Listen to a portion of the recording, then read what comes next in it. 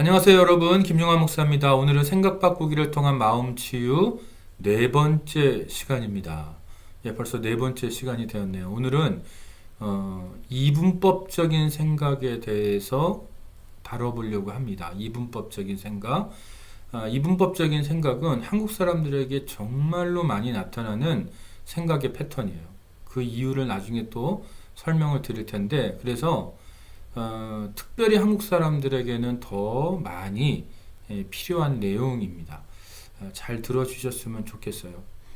제가 지난주에 복음에 대한 이야기를 했습니다. 여러분들이 이 강의를 듣는 여러분들이 이미 교회 생활을 오래 하신 분들이 많으신데 내가 왜 복음에 대해서 들어야 되지? 이렇게 질문할 수도 있어요. 그런데 제가 그동안 목회자로서 또 교수로서 사역을 하면서 또 한 사람의 신앙인으로서 사역을 하면서 많은 교인들을 만나볼 때 이 부분이 왜 이렇게 안 돼 있지? 라는 생각이 들 때가 참 많았어요. 지금도 그 생각을 여전히 하고 있습니다. 왜 이 기본적인 것, 가장 기본적인 건데 교인들이 왜 이 부분에 대해서 확신이 없고 또 흔들리고 그래서 주저주저하는 그런 모습들, 그리고 조건적 생각이라는 관점에서 들여다보면 너무 조건적인 신앙생활을 하는 경향이 제 눈에 보였기 때문에 그래서 이 부분에 대한 설명을 한 시간에 걸쳐서 여러분들에게 강하게 드렸습니다. 자, 지난주에 배웠던 내용을 잠깐 제가 복습을 하고 이분법적인 생각에 대한 이야기를 해보려고 합니다. 자, 여러분들, 제가 지난주에 복음이 뭐라 그랬어요? 하나님이 우리들을 위해서 하신 모든 것이 복음이라고 그랬어요. 자, 그러면 하나님이 하신 모든 것, 그 중에 하나가 뭐냐면 여러분들을 의인 만들어 주신 거예요. 다시 말해서 지난주에 봤던 성경의 말씀을 통해서 본다면 의롭다 하심을 여러분들에게 주신 거예요. 이미 과거형입니다. 이미 여러분들에게 의롭다 하심을 주셨어요. 주셨는데 나 없는데요? 이러면 문제가 돼요. 하나님 나 받은 적이 없는데요? 그러면 문제가 돼요.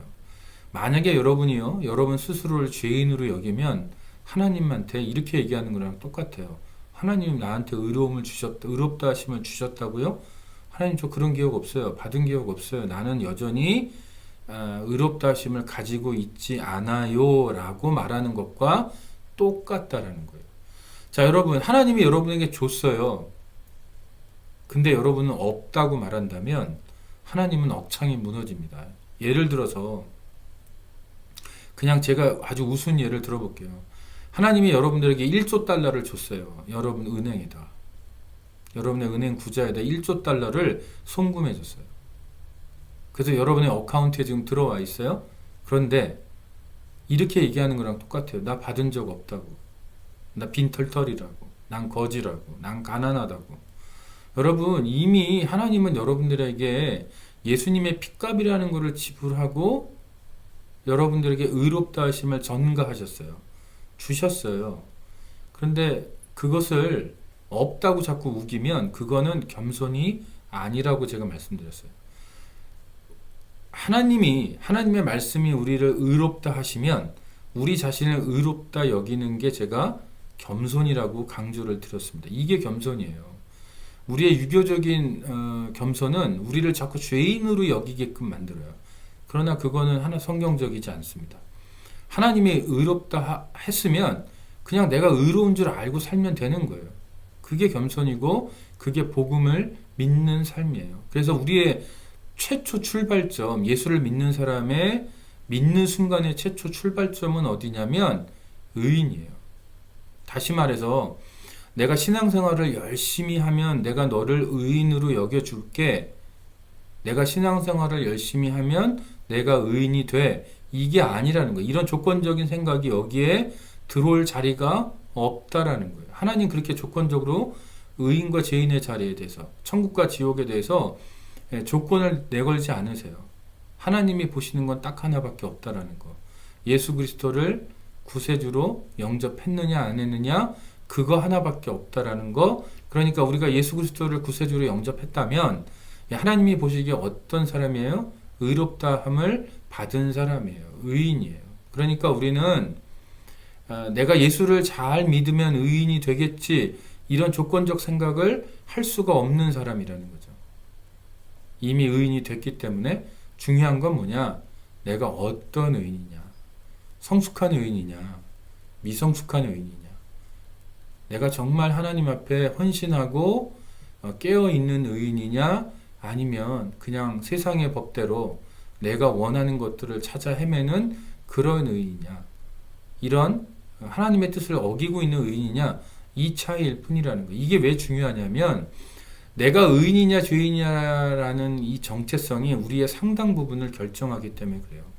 여러분이 여러분 자신을 누구로 여겨야 되냐면 의인이라는 정체성을 가지고 여러분을 의인으로 여기는 것, 이게 조건적인 생각, 우리가 하나님 앞에서 신앙생활할 때 우리의 조건적인 생각을 극복하는 열쇠입니다. 열쇠. 그래서 이것을 제가 여러분들에게 지난주에 이어서 지금도 강조를 드리고 있는 거예요. 그 다음에 제가 구원의 세 가지 시제가 있다고 말씀드렸어요. 과거 시제가 있고 현재 시제가 있고 미래 시제가 있다. 구원의 과거 시제는 무엇입니까? 죄사함입니다. 의롭다 하심을 이미 받았고 죄사함도 이미 받았어요. 그럼 현재는 뭐하고 있는 사람이에요? 죄사함을 받았고 의롭다 하심을 받았기 때문에 이제는 뭐하고 있냐면 의롭게 살고 있는 거예요. 그것을 연습하는 거예요. 하나님의 뜻대로 살아내는 거예요.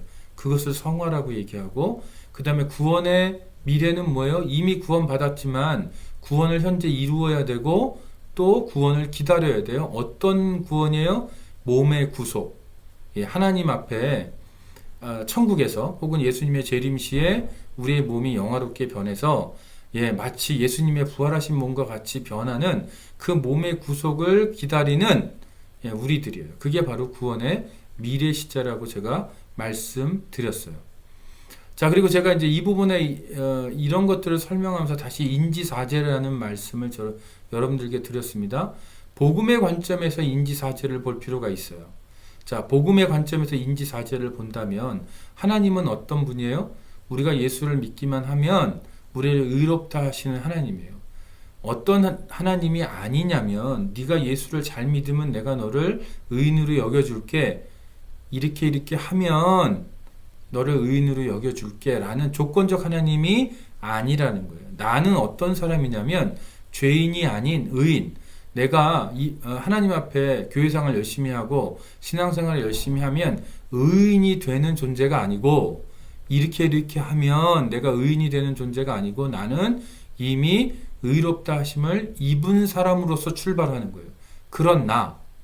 그 다음에 여러분의 경험과 상황은 어떤 거예요? 내가 이렇게 하면 하나님이 나를 인정하고 천국으로 집어넣어 주시는 그런 사람이 아니고 이미 의인으로 출발해서 의인으로 살아야 하는 그런 삶을 살고 있는 사람들이에요. 그게 우리의 경험이고 우리의 상황이에요. 우리의 미래는 뭐예요? 아까 제가 구원의 미래형을 얘기했듯이 지금 의롭게 사는 것들을 우리가 계속 실패하기도 하고 넘어지기도 하지만 우리의 미래에는 우리의 몸의 구속이 이루어짐으로 인해서 어떻게 됩니까? 부활하신 예수님처럼 이제는 넘어지고 실수하고 죄 짓는 거 없이 마음껏 하나님을 예배하고 경배하고 하나님의 뜻대로 살고 구원의 상급을 누리는 그런 우리 미래가 우리에게 있다라는 거예요. 그래서 내가 지금 오늘 실패할 수 있어요. 실수할 수 있어요. 넘어질 수 있어요. 그러나 내 안에서 착한 일을 시작하신 그분이 끝까지 이루어내실 것, 그게 우리의 미래예요. 그 착한 일을 이루실 거라는 거. 그게 우리의 미래고, 이 모든 네 가지는 서로 연결되어 있고 그 중심에 결국은 하나님이 계시다라는 거. 이게 바로 조건적 생각에 대한 또 복음 그리고 인지사제라고 말씀을 드릴 수 있습니다. 자, 그러면 이제 오늘 이제 이분법적 생각을 배우려고 합니다. 여러분들 그림에 보시면 이분법적 생각의 검은색 부분과 흰색 부분이 보이시죠? 이 화면에. 이분법적인 생각은 뭐냐? 이런 거예요. 이 그림과 같이, 이 배경과 같이 흑백으로 딱 나뉘어진 생각을 이분법적 생각이라고 합니다. 자, 그래서 이분법적인 생각, 다이카토마소트라고 그러는데, 여기 이 정의를 보면요. 사람, 사물, 사건에 대하여 항상 좋거나 나쁜 양극적인 생각이 형성된 사고의 틀. 자, 이분법적인 생각은요, 사고의 틀이에요. 사고의 방식이에요. 그런데 어떤 사고의 방식이냐면 양극적인 사고의 방식이에요. 자, 양극적이에요. 양극적이라는 건 뭐냐? 이게 하얀 거냐, 검은 거냐? 이게 옳은 거냐, 그른 거냐? 이게 좋은 거냐, 나쁜 거냐? 예, 이런 양극적인 생각. 그래서 그 양극적인 생각을 누구에게 적용하냐면 사람에게 적용해요. 어떤 사물에게 적용해요. 어떤 사건에 적용해요. 그래서 항상 좋거나 나쁜 양극적인 생각이 형성된 사고의 틀을 이분법적인 생각이라고 한다. 자, 그러면 이분법적인 생각을 그냥 또 다른 말로 표현해 본다면 양극적 생각, 흑백 논리. 모든 것을 흑이냐 백이냐 이걸로 보는 거예요. 범주적 사고. 어떤 범주 안에 사람을 넣어버려요. 사물을 넣어버려요. 사건을 넣어버려요. 그래서 사람, 사물, 사건을 항상 두 가지의 범주로 나누고 축소시켜서 여기에 끼워 맞추려는 생각. 예, 항상 사람과 사물과 사건을 두 가지 범주로만 나눠요. 두 가지 범주로만. 자, 그런데 여러분, 지금 제가 여러분들이 보고 있는 이 강의 안의 배경을 잘 보세요. 어떤 색깔이 보이세요? 검은색이 보이고요. 또 흰색이 보여요. 그죠? 그런데 또 다른 색이 있어요. 그건 뭐냐? 회색이에요. 이 지금 여러분이 보고 있는 이 화면에 나타나는 이 회색. 이 이분법적인 생각은요. 백색과 흑색밖에 못 봐요. 다시 말해서 여러분이 보고 있는 이 회색을 잘 못 봐요. 잘 인정을 하지 않아요. 여러분들이 이제까지 살아오신 인생을 한번 돌아보세요. 그러면 여러분의 인생은 과연 흑과 백으로 딱 양분되나요? 그렇지 않을 거예요, 아마. 여러분의 인생 가운데는 이 회색에 해당하는 인생의 경험들이 꽤 있어요. 이 인생이 정말 좋은 건가? 이 인생이 정말 나쁜 건가? 판단하기가 어려운 회색에 해당하는 많은 사건들이 있어요. 또 여러분들이 이제까지 만났던 사람들을 한번 보세요. 흑과 백으로 딱 나눠지나요? 좋은 사람, 나쁜 사람, 명하게 구별되는 사람도 분명히 있지요. 그런데 더 많은 경우는 어디에 해당하냐면 회색에 해당하는 사람들도 굉장히 많아요. 여러분들이 소유했던 어떤 사물들, 물건들을 한번 보세요. 정말 그 물건들이나 여러분이 살고 있는 집, 여러분들이 타고 있는 차, 이 모든 것들을 한번 다 보세요. 여러분들이 쓰고 있는 어떤 물건이든지 좋다 나쁘다로 명하게 나뉘나요? 아니면 회색에 해당하는 사물, 어떤 물건도 있지 않나요? 있어요. 그런데 문제는 뭐냐? 이분법적인 생각을 가지신 분들은 저 회색 부분을 잘 인정하지 않는다라는 거. 그게 보이지 않아요? 저것에 대해서 저런 세계가 있다는 것을 잘 생각하지 않아요? 엄밀하게 말하면 생각할 능력이 없어요. 예, 그래서 문제가 된다라는 거예요. 자, 그러면 이렇게 흑과 백으로 나누는 생각이 어떤 거냐? 우리가 가장 많이 하는 그 생각, 축복이냐 저주냐, 천국이냐 지옥이냐, 성령이냐 마귀냐, 이렇게 나누는 분들이 있어요. 교회 다니시는 분들 중에 이거를 아주 그냥 이분법적으로 딱 나누는 분들이 있어요. 아, 누가 돈을 좀 많이 벌었으면 저 사람 축복받았네. 누가 좀 돈을 좀 사업을 하다 망하면 아이고 저 사람 뭐 죄 져갖고 저주받았네. 이렇게 쉽게 그냥 나눠버린다는 거예요. 어떤 사람은 예수를 좀 잘 믿는 것 같으면 아이고 저 사람 천국 가겠네. 어떤 사람이 좀 행실이 안 좋고 뭐가 좀 안 맞으면 아이고 저 사람 지옥 가겠네. 이렇게 쉽게 나눠버린다는 거예요. 어떤 사람이 뭔가를 교회에서 좀 아름다운 일을 하는 것 같으면 바로 와 저건 성령이 붙들린 사람이구나. 또 어떤 사람이 뭔가 좀 안 좋은 것 같으면 저런 마귀 새끼 이렇게 쉽게 욕하는 사람들이에요. 혹시 여러분들 이 강의 듣는 중에 자기가 이런 행동을 했는지 한번 돌아볼 필요가 있는 분들도 있을 거예요. 이런 분들이 이제 자기 인생을 성공이냐 실패냐라는 두 가지의 범주로 그냥 나눠버리는 그런 행동을 해요. 내 삶이 그냥 행복이냐 불행이냐 이 두 가지 범주 안으로 그냥 나누는 분들이 있어요. 그러나 인생을 보면 성공 같은 실패가 있고 실패 같은 성공이 얼마든지 있을 수 있습니다. 내가 행복해 보이지만 꼭 그렇지 않을 수도 있고요. 내가 불행해 보이지만 꼭 그렇지 않을 수도 있어요. 다시 말해서 지금 화면에 보는 회색과 같은 그런 삶을 사는 분들도 우리 주변에는 얼마든지 있다라는 거예요. 어떤 것을 볼 때 맞는다, 안 맞는다. 이렇게 그냥 단순화시키는 분들이 있어요.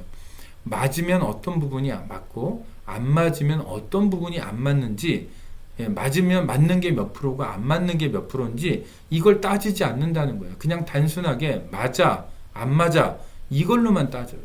사람을 볼 때도 좋은 사람, 나쁜 사람으로만 딱 구별해요. 그래서 이런 사람들은 어때요? 친구냐 원수냐를 딱 나눠버리죠. 또 다른 게 뭐냐면 요즘에 유행하는 거 한국 사회에서 좌파냐 우파냐 이런 거. 여러분, 우리의 사고방식이 꼭 좌파 우파로 나뉘지 않아요. 중간지대도 우리 사람 사이의 생각 가운데는 얼마든지 있을 수 있어요. 그런데 이분법적인 생각을 가지고 있는 분들은 그냥 우파냐 좌파냐 딱 나뉘어져 있다라는 거예요. 그래서 유튜브에서 가짜 뉴스를 퍼뜨리는 분들이 딱 요 논리를 가지고 자기가 방송하는 내용들을 대부분 합니다. 그래서 가짜 뉴스를 퍼뜨려요. 근데 그분들의 논리들을 가만히 들어보면 아주 이분법적이에요. 세상을 딱 두 가지로 봐요. 우파냐 좌파냐. 근데 그거는 굉장히 나중에 보겠지만 유치한 생각이에요. 유쾌하냐 불쾌하냐, 또 사랑하는 거냐 증오하는 거냐, 좋은 거냐 나쁜 거냐, 큰 거냐 작은 거냐, 가까운 거냐 먼 거냐, 밝은 거냐 어두운 거냐, 옳은 거냐 그른 거냐. 이분법적인 생각을 가지고 있는 사람들의 이게 패러다임이에요. 딱 이 범주 안에서만 그 사고방식이 움직인다라는 거예요. 굉장히 안타까운 건데, 이런 분들에게 이제 나타나는 독특한 특징들이 있어요. 좀 이따 볼게요. 자, 그러면, 이런 이분법적인 생각을 가지게 되면 어떻게 되느냐? 인생의 모순을 이해하기가 굉장히 힘든 성향들을 가지고 있다. 이분법적인 생각을 갖고 계신 분들이. 그건 뭐냐? 인생의 모순이라고요. 자, 아까 제가 그랬잖아요. 성공같이 보이는 실패가 있을 수 있고, 실패같이 보이는 성공이 있을 수 있고, 행복처럼 보이는 불행이 있을 수 있고, 불행처럼 보이는 행복이 있을 수 있어요. 그죠? 여러분들 아마 이해하실 거예요. 그러면 이분법적인 사고를 가진 분들은 그냥 행복이면 행복, 불행이면 불행, 실패면 실패, 성공이면 성공, 이렇게 딱 나누기 때문에 성공 같은 실패를 잘 이해를 못해요. 실패 같은 성공도 잘 이해 못해요. 행복 같은 불행도 잘 이해 못해요. 불행 같은 행복도 잘 이해 못해요. 단순하게 생각해요. 그냥 행복하면 행복한 거지, 성공하면 성공한 거지. 예를 들면 그냥 돈이 많고 자녀들이 잘 돼 있고 건강하면 성공한 거지. 이렇게 이분법적으로 딱 나눈다는 거예요. 그러면 그 반대의 삶은 어때요? 그냥 실패한 거예요. 그냥 불행한 거예요.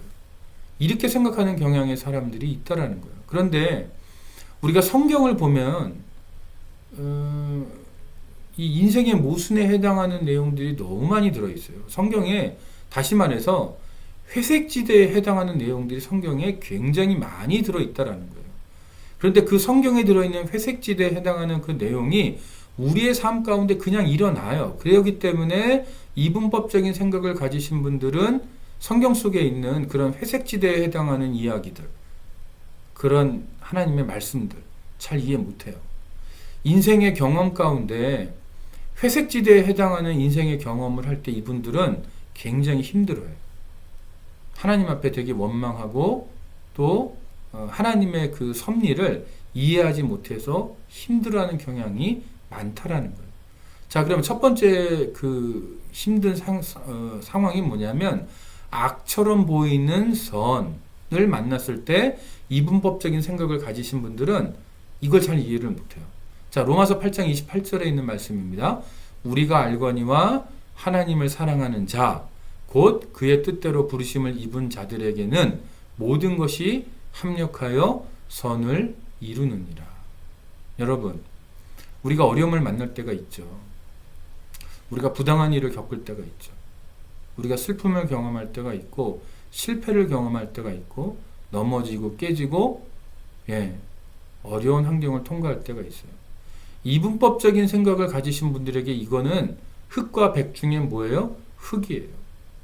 성공과 실패로 나누는 사람에게는 이건 뭐예요? 실패예요. 축복이냐 저주로 나눈 사람에게는 이건 뭐예요? 저주예요. 그렇죠? 그런데 하나님은 그것을 그냥 검은 거, 실패, 저주라고 말씀하시지 않는다라는 거예요. 왜냐? 하나님을 사랑하는 자, 곧 그의 뜻대로 부르심을 입은 자들에게는 모든 것이 협력하여 선을 이루기 때문에 이분법적인 생각을 가지신 분들에게는 이 말씀이 잘 이해가 안 가요. 이 말씀이 와닿지 않아요. 그리고 하나님이 그분의 인생 가운데 정말 모든 것을 합력하여 선을 이루시더라도 깨닫지를 못한다라는 거예요. 그냥 좋으면 좋은 거고 나쁘면 나쁜 거예요. 아주 단순해요. 그러나 우리의 삶에는 악처럼 보이는 선이 얼마든지 있을 수 있어요. 여러분, 구약의 예를 들어볼게요. 요셉이 애굽에 끌려간 일을 여러분들 잘 아시잖아요. 겉에서 보면 요셉이 애굽에 끌려간 건 뭐예요? 성공이에요? 실패예요? 실패예요. 축복과 저주로 나눈다면 뭐예요? 저주예요. 좋은 거냐 나쁜 거냐 묻는다면 나쁜 거죠, 당연히. 그런데 우리가 성경의 이야기를 알잖아요. 요셉이 애굽에 끌려가지 않았으면 그 기근이 왔을 때 야곱의 가족들이 다 굶어 죽을 수도 있었어요. 그렇기 때문에 요셉이 애굽에 끌려간 그것이 어떤 거예요? 사실은 선한 거였어요. 그런데 이분법적인 생각을 가지고 이 요셉의 이야기의 초반부를 읽어보면 그게 이해가 안 가는 거죠. 와닿지 않는 거죠. 악으로만 보이는 거고 실패로만 보이는 거예요. 자, 우리가 욥의 친구들을 세 친구를 알고 있어요. 욥이 고난 가운데 있어요. 몸에 질병이 생겨서 기왓정으로 몸을 긁고 있고 그 큰 거부가 그 큰 부자가 자신의 재산을 하루아침에 다 날리게 되고 자신의 자녀들은 다 죽게 되고 자신의 아내는 하나님 저주하고 죽어버리라고 하고 떠나버려요. 자, 이런 욥을 바라보는 친구들은 이분법적인 사고를 가지고 있기 때문에 욥의 삶을 들여다보면서 뭐라고 해요? 너 죄졌지? 너 회개해. 끝까지 욥을 괴롭혀요. 이게 바로 이분법적인 생각을 가진 사람들의 사고의 한계예요. 겉으로 드러나는 것만 봐요. 겉으로 좋으면 좋은 거예요. 겉으로 나쁘면 나쁜 거예요. 겉으로 좋으면 축복이고요. 겉으로 나쁘면 저주예요. 이런 사고방식. 욥의 친구들이 그런 사고를 가지고 있었기 때문에 욥에게 그런 정죄를 했고 욥을 괴롭혔어요. 그게 바로 이분법적인 생각입니다. 자, 그 다음에 우리가 빌립보서 1장 12절에서 18절의 말씀을 통해서 이런 이분법적인 사고를 하는 사람들의 특징을 또 볼게요. 자, 제가 한번 읽어볼게요. 형제들아, 내가 당한 일이 도리어 복음 전파에 진전이 된 줄을 너희가 알기를 원하노라.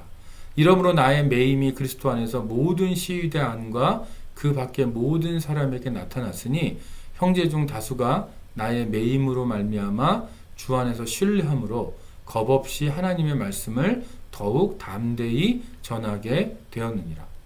어떤 이들은 투기와 분쟁으로 어떤 이들은 착한 뜻으로 그리스도를 전파하나니 이들은 내가 복음을 변증하기 위하여 세우심을 받은 줄 알고 사랑으로 하나.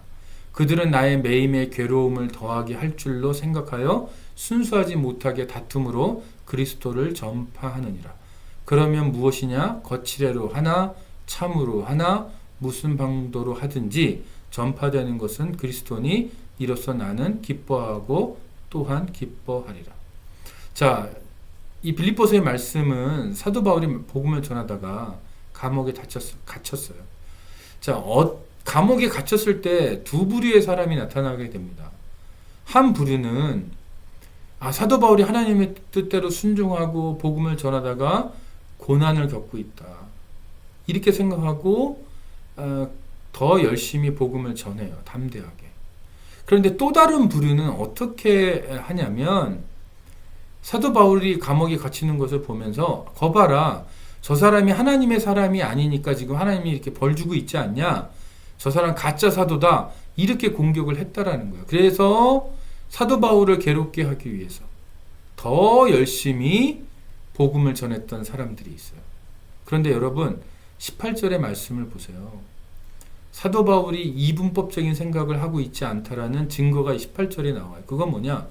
거칠애로 하나 참으로 하나 무슨 방도로 하든지 전파되는 것은 그리스도니 이로써 나는 기뻐하고 또한 기뻐하리라. 야 이놈아, 니네들이 거칠애로 했기 때문에 너희들 나쁜 놈들이야, 이렇게 하지 않는다라는 거예요. 사도 바울이 거칠애로 했지만 뭐예요? 그리스도가 전파된다면 나는 기뻐하고 또한 기뻐하겠다. 이분법적인 생각이 이 18절의 말씀 가운데 나타나지 않는다라는 거예요. 이분법적인 생각은 어디에 나타나냐면 17절에 나타나요. 사도 바울을 반대했던 사람들. 그래서 사도 바울을 그 사람이 사도 바울이 진짜 사도가 아니라는 걸 증명하기 위해서 열심히 복음을 전했던 사람들. 이 사람이 진짜 이분법적인 사고를 하던 사람들이라는 거죠. 요한복음 9장 1절에서 3절에도 이분법적인 생각이 나타납니다. 그건 뭐냐? 예수께서 길을 가실 때 날 때부터 맹인된 사람을 보신지라 제자들이 물어 이르되 라삐여, 이 사람이 맹인으로 난 것이 누구의 죄로 인함이니까? 자기니까 그의 부모니까? 예수께서 대답하시되 이 사람이나 그 부모의 죄로 인한 것이 아니라 그에게서 하나님이 하시는 일을 나타내고자 하심이라. 자 보세요 여러분, 2절의 질문을 보세요. 제자들이 얼마나 이분법적인 사고를 하고 있는지 보세요. 이 사람이 맹인으로 난 것이 누구의 죄로 인함이니까? 자기니까 그의 부모니까? 지금 길 갈 때 거지 맹인이 있었어요. 구걸을 해요. 제자들이 그걸 보고 예수님께 물어요. 저 사람이 맹인으로 태어난 것이 누구의 죄로 인함입니까? 저 사람 당사자의 죄입니까? 부모의 죄입니까? 이게 바로 겉으로 맹인이니까, 겉으로 가난한 사람이니까 저 사람은 뭔가 죄가 있을 거야. 하나님 앞에 저주받는 사람이야. 하나님 앞에 징계받는 사람이야. 이런 생각을 하는 거예요. 저 사람은 죄를 졌어. 겉만 보고 생각하는 거예요. 그게 바로 이분법적인 흑백 논리예요. 그런데 예수님은 뭐라 그래요? 겉으로 드러나는 게 다가 아니라는 거예요. 겉으로 드러나는 게 흑인데, 겉으로 드러나는 그 맹인의 상황, 가난한 상황, 그게 흑인데 겉으로 드러나는 게 그게 검은색이라고 해서 꼭 모든 게 다 그 본질이 검은색은 아니라는 거예요. 그래서 뭐라고 말씀하시냐면 누구의 죄도 아니고 하나님이 하시고자 하는 일을 나타내고 싶어서 저렇게 하신 거야 라고 대답하세요. 그거는 뭐냐? 예수님 이분법적인 생각을 넘어가고 계신, 이분법적인 생각을 초월하고 계시다라는 거예요. 그런데 여러분, 제가 여기다 이렇게 써놨어요. 교회에서 고난당하는 이들을 향해 우리는 생각 혹은 입술로 그 고난이 죄의 결과라고 말한다. 만약에 여러분들이 지금 마지막에 있는 이 문장처럼 해오셨다면 여러분들 스스로에게 정말 심각하게 질문을 하나 던지셔야 돼요. 그건 뭐냐? 만약에 여러분들이 이런 생각을 하고 계시고 해오셨다면 여러분들은 굉장히 이분법적인 생각을 가지고 있을 가능성이 높아요. 욥의 친구들처럼, 또 지금 요한복음 9장에 나오는 예수님의 제자들처럼 심각하게 고민해 보셔야 돼요. 겉으로 드러나는 그 흙, 그러나 그 안에 백이 있다는 것을 몰라요. 흑백 논리로만 따지기 때문에 겉이 검해도 안이 하얄 수 있다는 거, 반대로 겉이 하얘도 속이 까말 수 있다는 것을 잘 못 보는 사람이라는 거죠. 그것이 왜 못 보느냐? 흑백 논리에 빠져 있기 때문에. 그래서 겉이 하얀데 속이 검은 것도 얼마든지 있어요. 그건 뭐냐? 선을 가장한 악. 사무엘상 16장 7절의 말씀, 유명한 말씀입니다. 자, 여호와께서 사무엘에게 이르시되 그의 용모와 키를 보지 말라.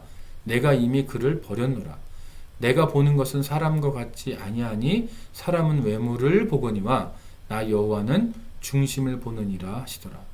여러분들 이 말씀이 누구를 가르치는지 아시죠?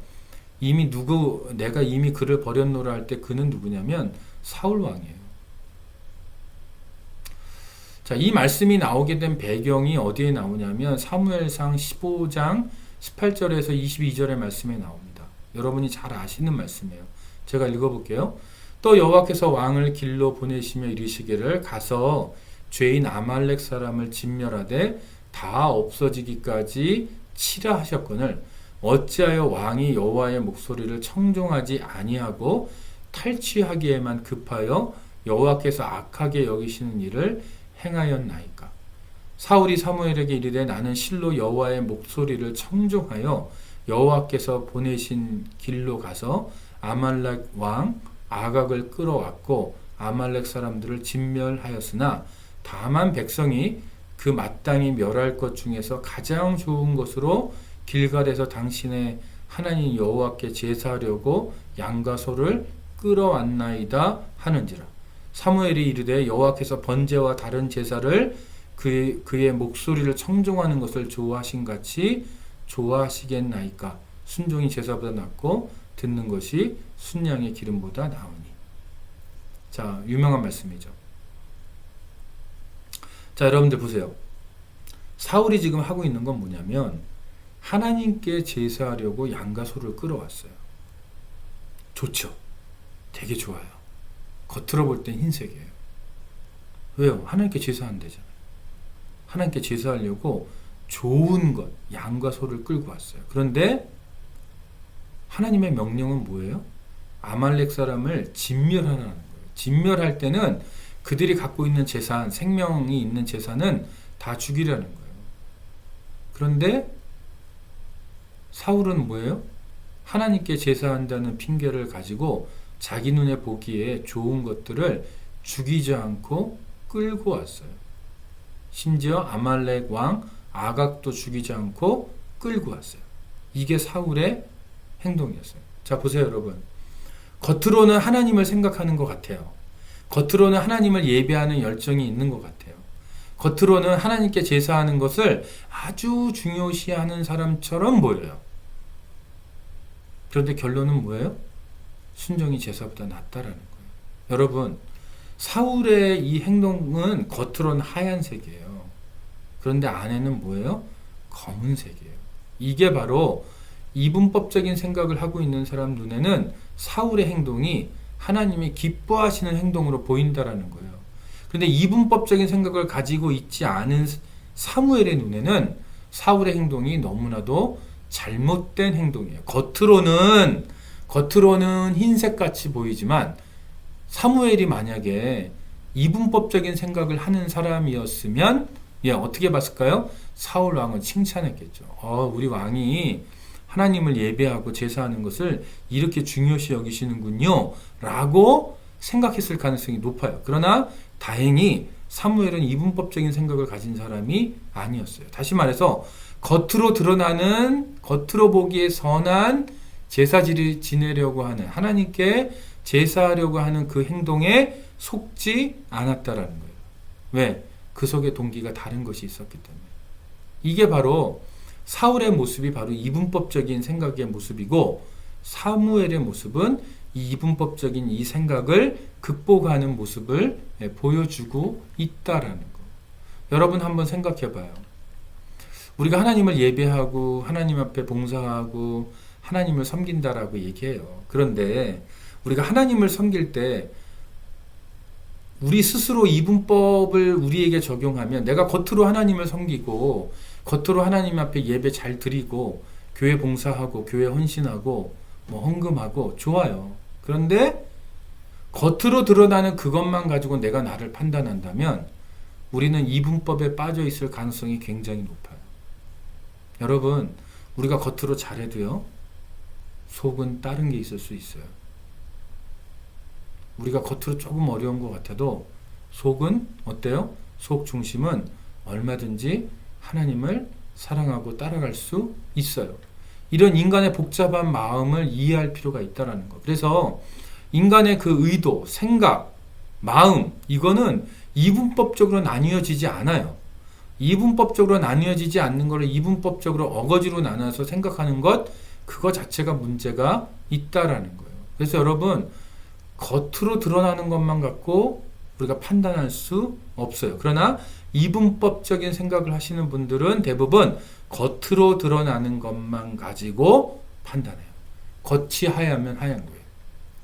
겉이 까만색이면 까만 거예요. 겉이 축복이면 그냥 축복인 거예요. 겉이 저주이면 저주인 거예요. 겉이 좋은 거면 그냥 좋은 거예요. 겉이 나쁜 거면 그냥 나쁜 거예요. 그러나 인생은, 하나님이 만든 인간은 그렇게 단순하지 않다. 우리의 생각도 그렇게 단순하지 않고요. 우리의 감정도 그렇게 단순하지 않아요. 우리의 행동도 그렇게 단순하지 않아요. 그래서 하나님은 우리의 속 중심을 보신다고 얘기해요. 예, 하나님은요, 중심을 보세요. 다시 말해서 하나님은 이분법으로 생각하는 분이 아니에요. 흑백 논리로 생각하는 분들이 아니에요. 겉을 보고 판단하는 분이 아니에요. 다시 말해서 이분법적인 생각은 하나님의 생각과 정반대되는 생각이에요. 하나님의 생각을 거스르는 생각이에요. 하나님의 생각에 위반되는 생각이에요. 그렇기 때문에 이건 심각한 거예요. 이분법적인 생각을 가지고 있으면 자칫 잘못하면 영적으로 타락할 수 있어요. 하나님을 거스릴 수 있어요. 사울처럼, 욥의 친구들처럼. 그렇기 때문에 이 이분법적인 생각이 굉장히 심각하다고 저는 생각해요. 이게 우리들의 영적인 삶에, 우리의 정신적인 삶뿐만 아니라, 우리의 감정적인 삶뿐만 아니라, 우리의 행동뿐만 아니라 우리의 영적인 삶에 심각한 문제를 일으킬 수 있는 아주 위험한 생각의 오류라고 저는 판단을 해요. 그렇기 때문에 여러분들이 심각하게 받아들일 필요가 있다. 자, 그 다음에 부부싸움을 하고 이혼을 하는 분들의 예를 한번 볼게요. 여러분들, 이혼을 한 그룹하고 이혼을 하지 않은 그룹. 자, 부부싸움을 했어요. 부부싸움을 해요. 그런데 여러분들은 부부싸움을 안 하시니까 부부싸움 하는 분들의 심정은 잘 모르겠지만, 아무튼 한번 들어보세요. 부부싸움을 해요. 그런데 어떤 가정은 이혼하고 어떤 가정은 이혼을 안 해요. 자, 그러면 부부싸움을 하는데, 똑같이 하는데 이혼을 한 그룹과 이혼을 하지 않는 그룹을 비교해 보았어요. 학력의 차이가 있느냐? 차이 없어요. 연령의 차이가 있느냐? 차이 없어요. 소득 수준의 여기 오타가 있네요. 소득 수준이라고 되어 있네요. 여러분들 죄송합니다. 소득 수준입니다. 고쳐주세요. 소득 수준의 차이가 있느냐? 없어요. 환경이 차이가 있느냐? 별반 차이 없다라는 거예요. 그러니까 이혼을 한 그룹과 이혼을 하지 않은 그룹에 별로 그 부부싸움 결과로 이혼한 그룹에 또 이혼을 했거나 안 했거나 별로 이런 요소들에는 차이가 없다라는 거예요. 그러면 우리가 그냥 얼핏 생각하기를, 그러면 이혼을 한 부부는 부부싸움을 더 많이 했나? 그렇지도 않아요. 연관성이 없어요. 그러면 뭐지? 여기 이거 극단적이고 결정적인 말을 하는 거고, 이건 수습이 불가해요. 극단적이라는 말은 아까 이분법적인 사고를 얘기하는 거예요. 그런 말, 아주 극단적인 표현을 써요. 축복과 저주, 좋고 나쁜 거, 뭐 이런 표현들. 일단 이제 극단적인 표현이 어떤 건지 요 다음 페이지에서 제가 이제 보여드릴 거예요. 부부싸움을 하되 이혼을 하는 가정은 부부싸움을 이렇게 한다라는 거예요. 어떻게요? 극단적인 표현을 써가면서 부부싸움을 해요. 그런 분들은 대부분 이혼하더라. 그래서 우리들에게 필요한 건 뭐냐? 절충적 사고가 필요하다. 훌륭한 대화를 위해서 필수 요소인데, 절충적 사고가 무엇인지도 이 다음에 제가 설명을 할 거예요. 자, 그래서 극단적인 표현을 쓰는 거, 극단적인 사고를 하는 거,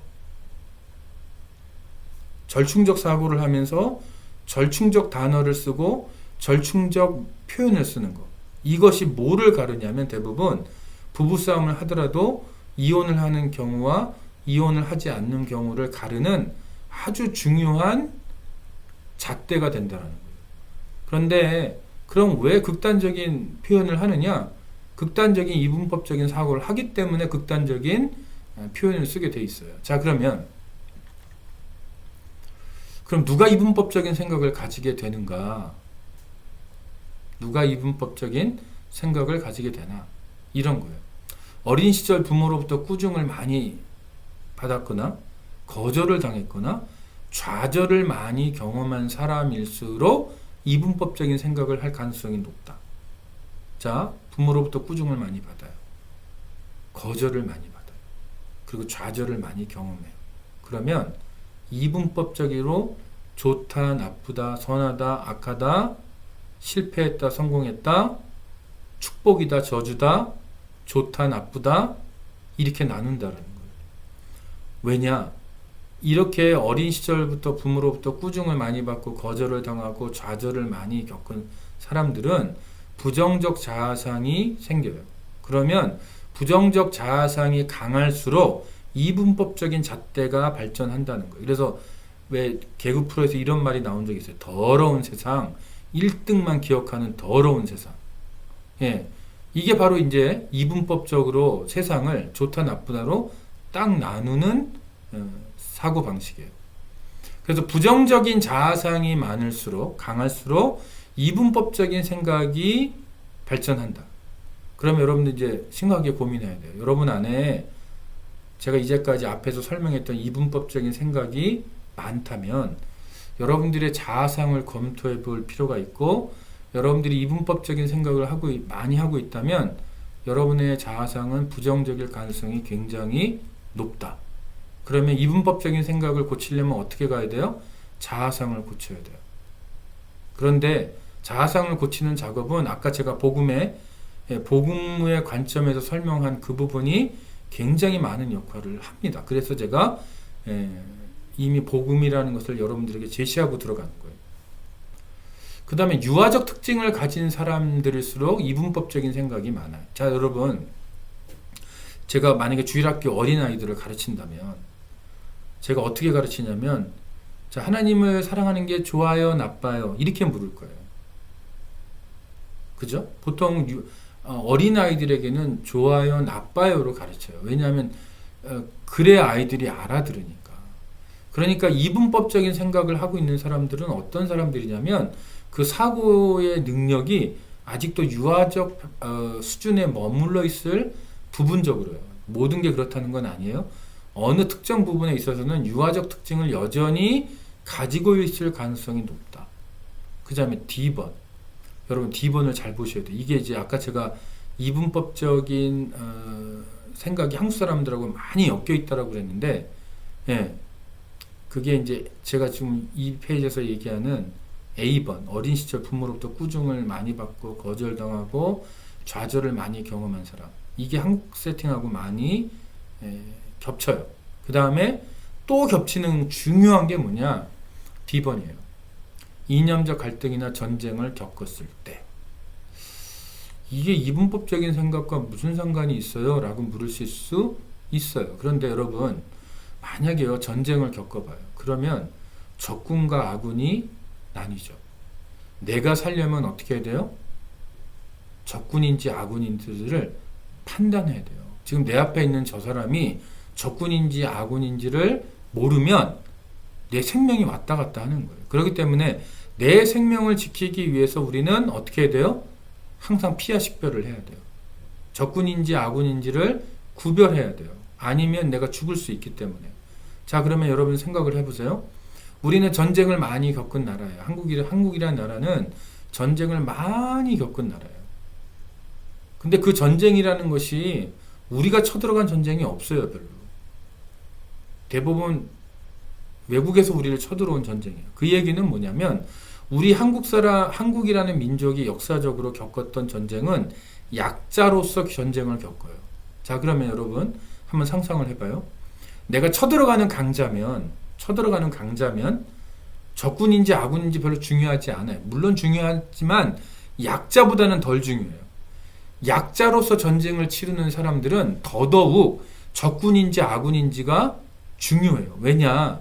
약자기 때문에 내가 가지고 있는 무기도 약하고 내가 가지고 있는 군대도 작고 나는 전쟁에서 칠 가능성이 더 높기 때문에 살아야 되는 그 필요성, 삶에 대한 생존에 대한 욕구가 더 강하게 돼요. 그러면 생존에 대한 욕구가 강하면 강할수록 어떤 습성이 생기냐면 아군인지 적군인지를 나누는 습성이 생겨요. 그게 흑백 논리예요. 그래서 한국 사람들은 전쟁을 수없이 겪었잖아요. 그래서 이분법적인 사고가 아주 우리의 정신 깊숙이 들어와 있어요. 우리 조상 때부터. 그게 한국인의 정신이에요. 이념적 갈등. 자, 우리가 일제시대를 겪었어요. 친일이냐, 반일이냐. 6.25를 겪었어요. 공산주의냐, 민주주의냐. 그죠? 우리는 이념적 갈등을 오랫동안 겪은 사람들이에요. 한국 사회 자체가. 그리고 우리는 그런 한국 사회에서 태어나서 자란 사람들이에요. 그러니까 어떻게 해요? 우리는 항상 이념적 갈등을 해왔기 때문에 지금도 하고 있고, 태극기냐, 촛불이냐. 이런 이념적 갈등을 여전히 하고 있어요. 그렇기 때문에 우리는 늘 지금도 나눠요. 쟤는 우리 편일까? 저쪽 편일까? 이걸 끊임없이 나누고 있어요. 그렇기 때문에 이념적 갈등이나 전쟁이 우리의 삶에 너무 깊숙이 들어와 있기 때문에 한국 사람들에게는 어때요? 이분법적인 생각이 아주 뿌리 깊게 우리 안에 들어와 있어요. 그래서 우리는 뼛속 깊이 이분법적인 생각을 하고 있을 가능성이 굉장히 높은 사람들이에요. 자, 어떠세요, 여러분? 특별히 이 미국에 오신 지 오래된 분, 과거에 한국을 떠나서 미국에 오신 지 오래된 분들에게는 이 이념적 갈등이나 전쟁에 대한, 특히 전쟁을 겪으셨던 분들은 더더욱 이분법적인 생각이 강해요. 그래서 좌파냐 우파냐 더 나누고 공산주의냐 민주주의냐 이거를 칼같이 나누는 경향이 굉장히 강하다라는 거예요. 왜? 생존이 걸려 있었기 때문에. 이해하지만 이런 이분법적인 생각이 우리들에게 많은 부분 우리들에게 우리의 삶을 망치는 결과를 가져올 가능성이 높고 우리의 영적인 건강도 굉장히 위태로울 수 있다는 거예요. 그래서 우리 주변에 소위 말하는 이상한 사람들이라고 여겨지는 분들이 대부분 이런 이분법적인 사고를 가지고 있을 가능성이 높아요. 아쉽지만 애처롭지만 그렇다라는 거예요. 그래서 우리는 한국 사람들은 역사적으로 사회 역사적으로 이분법적인 생각을 가지고 있을 가능성이 높고 그래서 이걸 극복하는 게 그렇게 쉽지 않아요. 왜? 우리 조상 때부터 내려온 거기 때문에 우리 뼛속 깊이 이것이 우리 안에 들어와 있기 때문에 그래서 우리가 의식적으로 의도적으로 노력하지 않으면 훈련하지 않으면 이 이분법적인 생각을 극복하기가 어렵고 이분법적인 생각을 극복하기 위해서 우리는 더더욱 제가 제시하는 그 복음적 생각을 할 수밖에 없는 사람들 그래야 이것들이 극복될 수 있는 사람들이라는 거예요. 자, 그 다음에 이분법적인 사고를 가진 사람의 특징을 볼게요. 매사를 극단적으로 판단합니다. 중간지대가 별로 없어요. 아까 제가 얘기했듯이 지금 이 화면에 나타나는 이 그림에 보면 하얀색과 검은색이 있는데 저 회색을 인정하지 않는다라는 거예요. 교수는 성적이 좋으냐 나쁘냐로 보고 목회자는 교인을 볼 때 믿음이 좋으냐 나쁘냐로 본다는 거예요. 이런 분들은요. 이분법적인 생각을 하는 분들은 말이 극단적이에요. 굉장히 극단적인 단어들을 많이 쓰는 경향이 있어요. 그래서 아까 제가 부부싸움 할 때 극단적인 표현을 쓰게 되면 이혼하는 부부와 이혼하지 않는 부부 다른 거 다 차이 없는데 심지어 부부싸움 횟수도 비슷한데 어떤 표현을 쓰느냐 말이 극단적이냐 아니냐에 따라 이혼을 하느냐 안 하느냐가 결정된다고 하는 것처럼 이만큼 이것이 중요해요. 말이 극단적으로 나가요. 대부분 이분법적인 사고를 하는 분들은. 그래서 회의할 때 보면 이분들은 말이 되게 극단적이에요. 아주 극단적인 표현들을 공격적인 표현들을 여과 없이 사용하는 분들이 있어요. 그분들은 대부분 이분법적인 사고를 가지고 있을 가능성이 높다. 자, 그 다음에 이분들은요 창의성이 부족해요. 왜 창의성이 부족해요? 좋은 거 나쁜 거로 딱 나눠버리니까. 선한 것과 악한 걸로 딱 나눠버리니까. 축복이냐 저주로 딱 나눠버리니까 중간이 별로 없는 거예요. 중간이 없다는 얘기는 대안을 찾기가 어렵다는 얘기예요. 우리의 문제의 대부분은 양극에서 나오지 않고요. 중간에서 나오는 경우도 굉장히 많거든요. 해답이 중간에 있을 때도 많거든요. 그런데 이분법적인 생각을 하는 분들은 이런 대안을 생각하는 능력이 심각하게 결여되어 있어요. 그리고 다른 사람을 극단적으로 사랑하거나 극단적으로 증오해요. 그래서 이분들은 호불호가 진짜 명확해요. 중립, 중간지대 이런 거 별로 없어요. 호불호가 명확해서 내가 좋아하면 내가 좋아하는 사람이면 너무 잘해주고요. 내가 싫어하는 사람이면 너무 적대시해요. 원수를 삼아버려요. 이게 바로 이분법적인 생각을 가진 사람들의 특징이에요. 그래서 이런 분들은 이런 질문해요. 돈이 선하냐 악하냐. 뭐 이렇게 질문할 수도 있긴 있죠. 그러나 돈은 중립적인 거거든요. 근데 돈이 가지는 그 중립적 성격을 잘 생각을 못해요. 예, 잘 생각할 수 없다라는 거예요. 그래서 문제가 있을 때 타협점을 찾기가 어렵고 매우 경직된 생각을 하는 경향이 있다. 예, 문제가 있을 때 이런 분들하고 타협이 잘 안 되죠. 왜? 선과 악으로 딱 나눠져 있으니까 자기가 생각하는 선을 끝까지 우기는 경우가 있다 이거예요. 자기가 생각하는 선, 자기의 이분법적인 기준에서 볼 때 선, 자기의 이분법적인 기준에서 볼 때 좋은 거, 자기의 이분법적인 기준에서 볼 때 신앙적인 거를 딱 정해놨기 때문에 타협점을 찾기가 굉장히 어렵다라는 거. 자, 그 다음에 이런 분들은 특징이 뭐냐? 감정과 사실의 분리가 굉장히 불명확하다. 사실이 있어요. 그런데 그 사실을 자기의 감정과 혼돈해요. 내가 그렇게 믿고 싶으면 사실인 거예요. 그거를 사실로 믿고 싶어서 그게 사실이 되는 거고요. 그걸 사실로 믿고 싶지 않으면 그게 사실이 안 되는 거예요. 아무리 객관적 사실이 있어도 내 감정이 그걸 사실로 인정하지 않으면 사실이 아니에요. 그래서 이분들은요, 기분의 지배를 받아요. 하나님을 여기서 굉장히 무서운 게 나옵니다. 여러분, 이게 1계명과 2계명과 연결되는 거예요. 자, 1계명은 다른 신을 두지 말라는 거예요. 2계명 우상 숭배하지 말라는 거예요. 자, 보세요. 이분법적인 사고를 하는 사람들의 특징은 자기가 믿고 싶은 대로 믿는 거잖아요. 내가 사실이라고 믿고 싶으면 믿는 사실이고, 내가 사실이라고 믿고 싶지 않으면 사실이 아닌 거예요. 그래서 가짜뉴스가 쉽게 나오는 거고, 가짜뉴스를 들었을 때 쉽게 넘어가는 거예요. 자, 그러면 이 사람들의 그 위험함이 뭐냐, 영적인 위험이 뭐냐면 기분의 지배를 받는데 그냥 기분의 지배를 받고 끝나는 게 아니고 하나님을 섬기는 게 아니고 자신의 기분을 섬기는 거예요.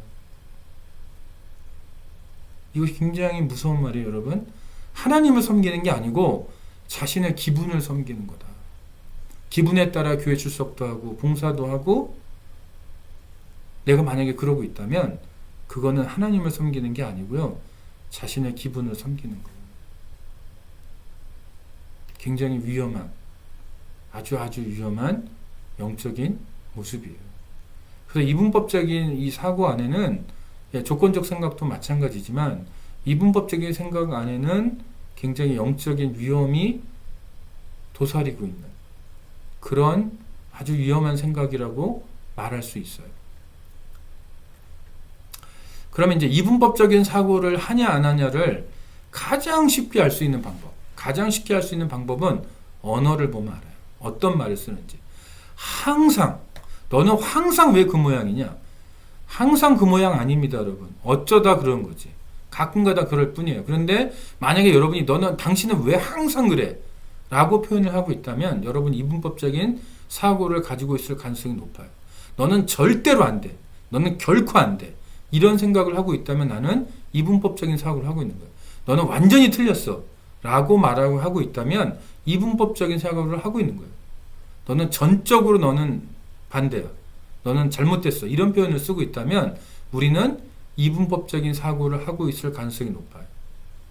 그래서 여러분의 말을 잘 들여다보시면, 잘 감시해 보시면 여러분들이 이분법적인 사고를 하고 있는지 안 하고 있는지를 쉽게 알 수 있습니다. 그래서 여러분의 언어가 여러분의 사고가 어떤 것인지를 잘 드러내줘요. 그러니까 여러분이 여러분의 언어를 잘 들여다볼 필요가 있어요. 그럼 이분법적인 사고의 언어를 합리적 사고의 언어로 바꾸면 어떻게 될까요? 때로는, 항상이 아니고 때로는, 대개, 종종, 흔히 이렇게 얘기할 수 있어요. 당신 때때로 나를 좀 힘들게 하는데, 당신은 항상 나를 힘들게 해가 아니고 당신은 때때로 나를 좀 가끔 나를 힘들게 해. 다 좋은데 되게 좀 좋은데 나쁠 때도 있어. 뭐 이런 거. 당신이 종종 나를 힘들게 해. 항상 힘들게 아니고 당신이 종종 좀 실수해. 항상 실수하는 게 아니고 종종 실수해. 흔히 부분적으로. 너는 다 하는 일마다 왜 다 그래? 그게 아니고 뭐 잘 하는데 부분적으로 요거 좀 고치면 어떨까? 이런 거. 간혹 가다가 너 왜 그래? 가끔 어떤 면으로 보면 어떤 면은 참 좋은데 또 어떤 면은 조금 문제가 있는 것 같아. 뭐 이런 표현들. 어때요, 여러분? 뉘앙스가 굉장히 다르죠?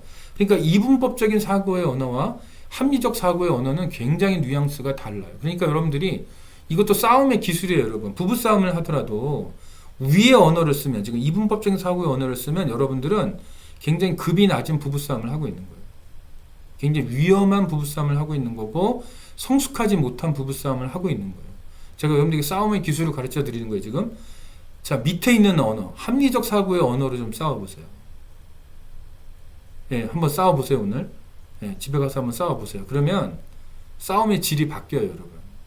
싸움의 질이 바뀝니다. 되게 고급스러운 싸움을 할 수 있어요. 이게 표현이 맞을지 모르겠지만 굉장히 고급스러운 싸움을 할 수 있어요, 정말로. 그리고 이분법적인 사고를 하는 분들은 결과만 봐요. 과정을 안 봐요. 자, 결과만 보는 사람들은요, 불안하거나 좌절을 쉽게 하는 성향이 있어요. 쉽게 불안하고 쉽게 좌절해요. 왜? 과정을 안 보기 때문에. 결과만 보면.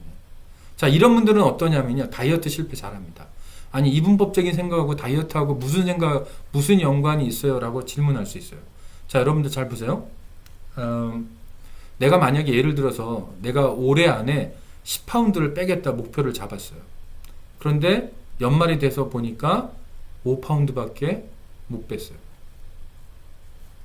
성공이에요, 실패예요? 이분법적인 사고를 가지신 분들은 실패라고 봐요. 그런데 합리적 사고를 하신 분들은 내가 50% 성공했다고 봐요. 어때요? 성공이에요, 실패예요? 여러분이 만약에 내가 10파운드를 뺄래 했는데 5파운드밖에 못 뺐다. 그래서 그것이 실패다라고 여기면 이분법적인 사고를 하고 있을 가능성이 높아요.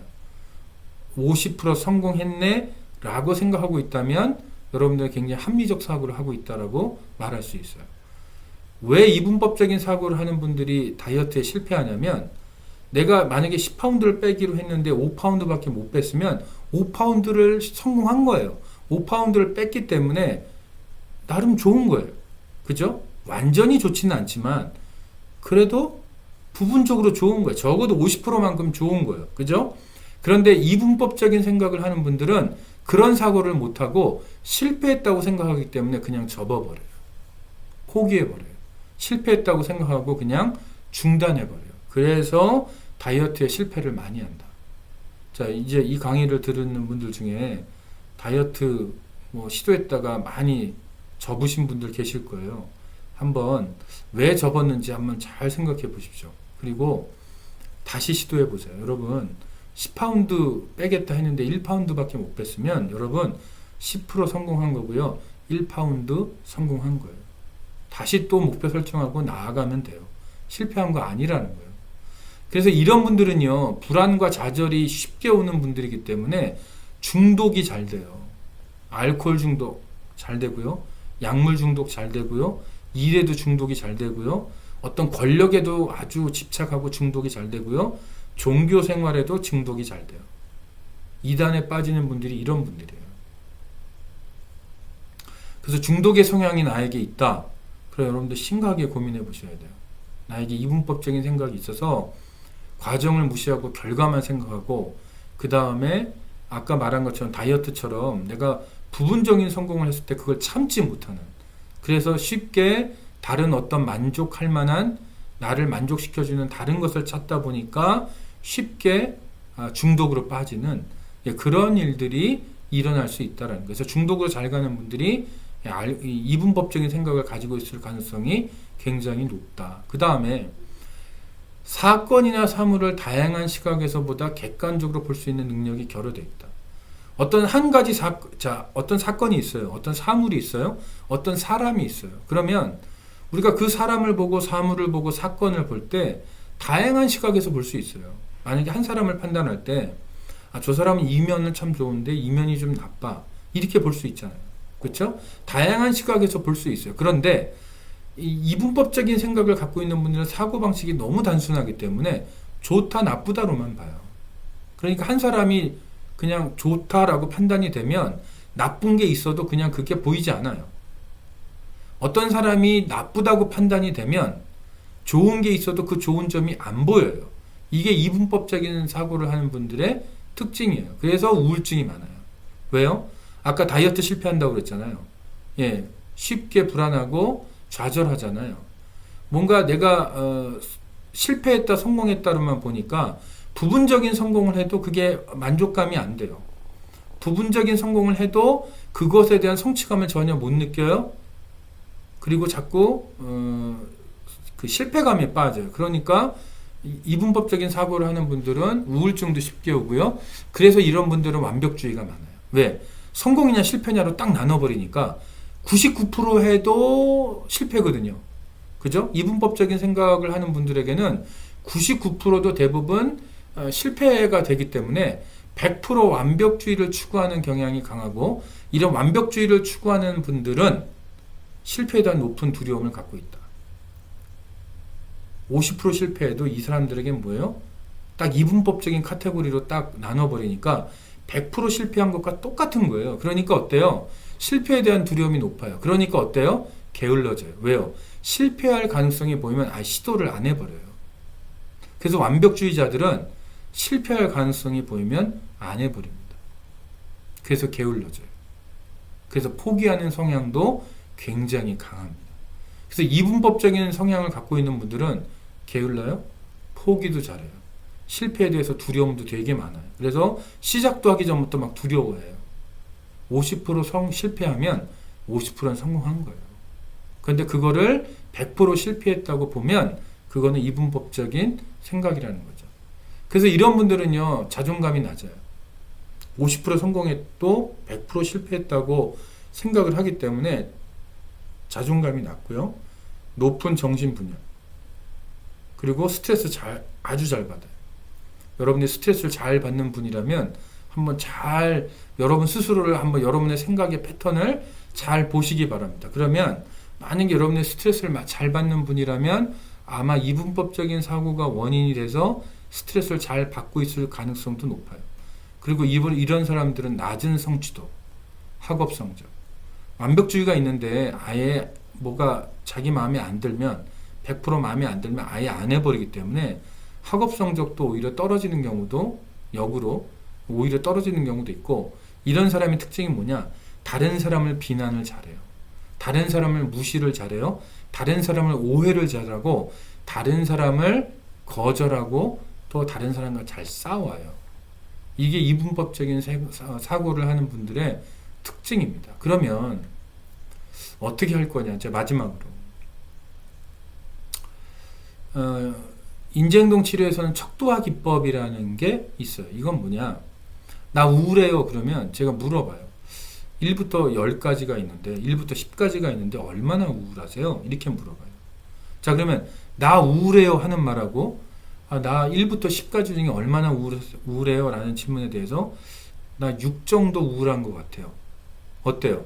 나 우울해요 라는 말하고 나는 1에서 10 사이에서 6 정도 해당하는 정도로 우울한 것 같아요.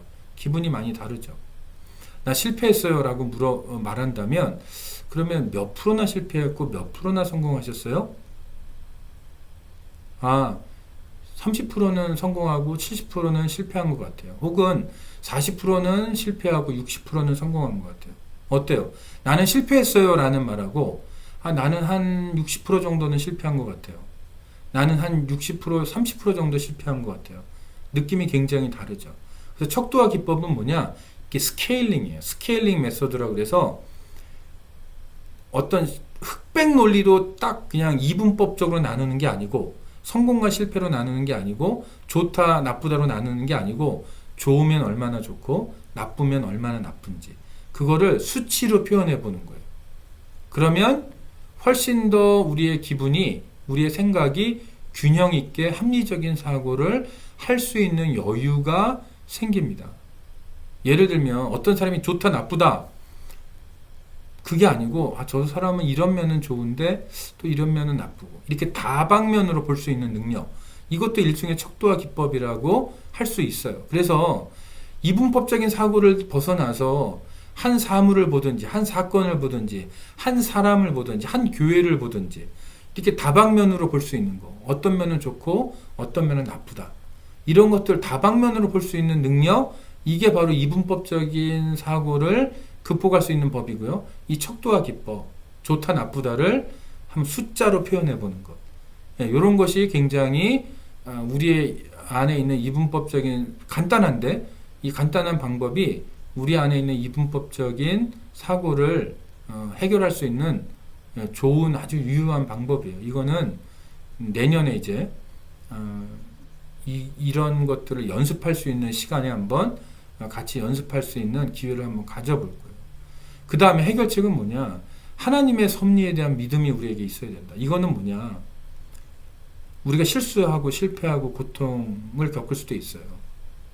그럼 실패하고 실수하고 고통을 겪으면 그게 그냥 단순히 나쁜 거냐? 단순히 그게 내가 저주받은 거냐? 내가 축복을 못 받는 거냐?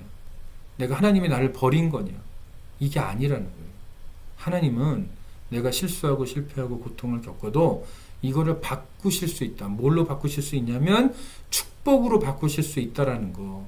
협력해서 선을 이루실 수 있다라는 거. 내 실수와 실패와 고통 속에서도 여전히 내 안에 시작하신 착한 일을 여전히 이루실 수 있다라는 거. 이것을 신뢰하고 믿고 나갈 때 우리가 이분법적인 사고를 극복할 수 있다라는 거. 그 다음에 여러분, 제가 아까 그랬잖아요. 한국 사람들에게 이분법이 굉장히 고질병이라고. 이 역사적인 우리의 위치, 우리의 사회, 우리가 태어나서 자랐던 그 한국 사회의 문화를 우리가 심각하게 이해할 필요가 있어요. 그래서 우리의 조상 때부터 내려온 이 뼛속 깊이 자리 잡은 이분법이 나에게 있을 가능성이 높으니까 내가 이거를 정말 하나님 앞에서 의도적으로 의식적으로 극복하려고 노력하지 않으면 해결하기 어려운 아주 어려운 숙제라는 것을 인식하고 이걸 의식적으로 연습할 필요가 있다. 척도와 기법도 해볼 필요가 있고요. 하나님에 대한 그 믿음의 부분도 우리가 더 연습을 하고 갈고 닦아야 돼요. 의도적으로 훈련해야 돼요. 이것을 우리 자신에게 선포해야 돼요. 이 말씀, 이런 구절들을, 성경의 구절들을 우리가 우리 자신에게 자꾸 선포하면서 이 이분법을 극복해낼 수 있다는 거. 그래서 겉으로 보이는 게 다가 아니라는 거. 그 이면에 숨어있는 하나님의 섭리와 역사를 우리가 신뢰하고 나아갈 때 이런 이분법적인 생각을 극복할 수 있다는 거, 이것을 여러분들에게 강조하고 싶어요. 자, 오늘 이제 이분법적인 사고에 대해서 배웠는데 여러분들에게 많은 도움이 됐으면 좋겠고요. 저는 또 다음 주에 또 다른 내용으로 여러분들을 찾아뵙도록 하겠습니다. 감사합니다. 다음 주에 뵙겠습니다.